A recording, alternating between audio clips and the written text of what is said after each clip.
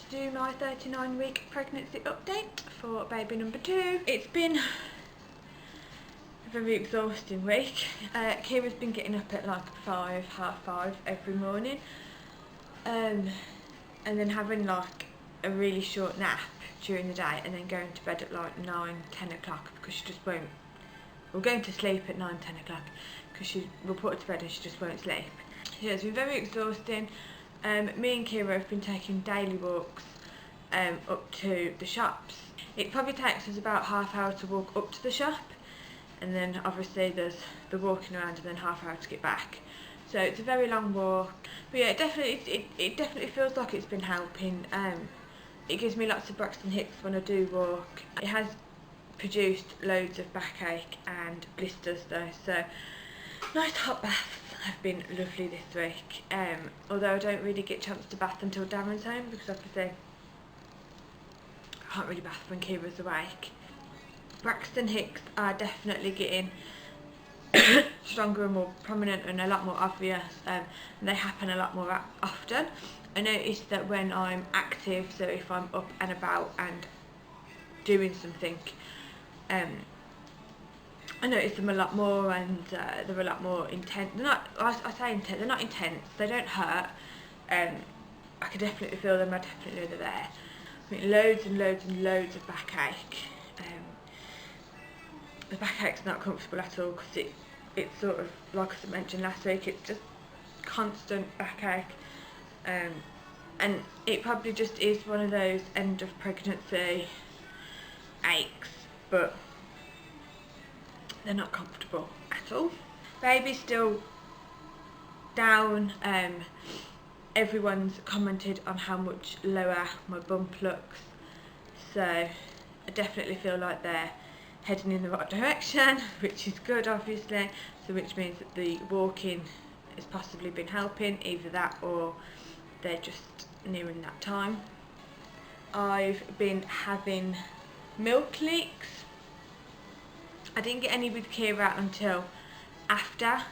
I didn't leak until after I'd given birth with Keira, but obviously now that's not the case.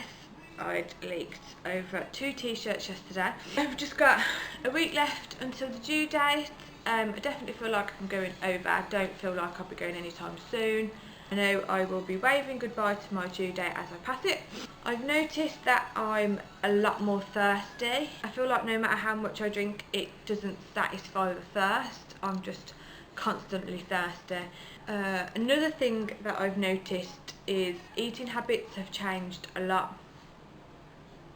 I think it's been a gradual thing, but I've literally only just noticed it. Obviously, whereas before I'd just eat everything that I wanted to, now I feel like I've got no appetite. Like I just don't want. I just don't want to eat. Like I'm just eating for the sake of eating, just to make sure that I am getting something. I've been having mini periods of nesting, to the point where I'll start and then obviously I'll get distracted because either Keira's awake and she needs more attention, she needs me to do something, or she's woke up from her nap and obviously I need to go and bring her downstairs and sort her out, you know, whether it's lunch or anything like that. So there's always something that cuts me off and like prevents me from continuing, and then it goes, and then I don't think about it again after that.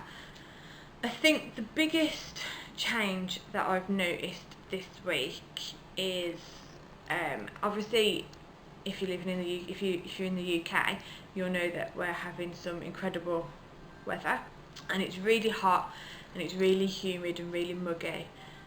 Even when the sun's not out, it's still really warm and it's just that clammy weather, and I don't get on with hot weather as it is. So being heavily pregnant in a heat wave is just diabolical in my opinion. And I've noticed that I've started sweating more than normal. Well, more than I'm normally used to, I should say, because obviously everyone sweats and whatnot. But yeah, I've been sweating excessively, especially during the night. The heat wakes me up during the night, and I notice that I don't feel like I've just got the shower. It's not that bad, but it is quite bad.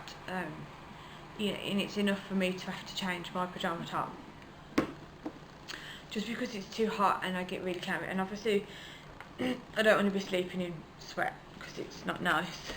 So I had my 38-week midwife appointment last week, which obviously I'll tell you about now. It was the fastest appointment I've had throughout the whole of my pregnancy. As I think it's the fastest I've had it with Keira's pregnancy as well. It was very fast, very quick. She literally came in, checked my urine, checked my blood pressure. Both were fine, no concerns there. She listened to baby's heartbeat, checked where baby was lying. Baby was still head down, still 3/5 engaged, so they haven't moved pretty well. Obviously they've moved. They haven't like sunk any further down. She said that she wasn't going to measure my fundal height purely for the fact that it'd only been a week since the scan, so there was no point in checking in between there. I told her about all the backache that I was having, that it was constant, and every now and then I'd get an intense twinge, I suppose I could say. And she said she didn't say anything like, yes, that's definitely, you know, back labour, that's definitely contractions, or I know that's just nothing. She just said, oh, it sounds like baby's getting ready, which I don't believe. I don't believe baby's getting ready. I just think they're happy, they're comfortable, and they're going to come as late as they possibly can. But yeah, I'll leave you with the bump shot, and I'll see you guys next week. Bye! Here is my 39-week bump.